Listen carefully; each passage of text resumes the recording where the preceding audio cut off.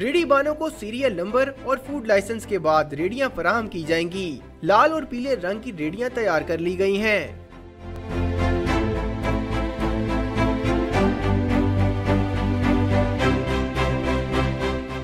Metropolitan corporation के मुताबिक पूरी दुनिया में नई तर्ज की रेडियां चलाई जा रही हैं। नए आइडिया से रेडी बानों को खरीदारों को अपनी जानें मुतवज्जो करने में मदद मिलेगी। ये गवर्नमेंट का मंसूबा है कि जो रेडी वाले हैं उनको एक खूबसूरत रोज़गार और देखने में भी जो अच्छा लगे। तो इब्तदा शादमान ये टोटल 5 मार्केट्स में हम करेंगे और फिर इसको ऐसा ऐसा हम एक्सपेंड करेंगे। एक आपको पुरानी रेडी नज़र आती है, ये उस तरह नहीं, ये ज़रा खूबसूरत है। पूरी दुनिया में कार्ड्स लगती हैं, ये स्टाइलिश है। शहरियों की राय में मॉडल रेडी बाजार मंसूबे का दायरा कार वसी करके कम आमदन वाले रेडी बानों को बेहतर रोजगार देने के साथ जुर्मानों से भी बचाया जा सकेगा। कैमरामैन आरिफ अहमद के साथ मोहम्मद तैमूर, डॉन न्यूज़, लाहौर।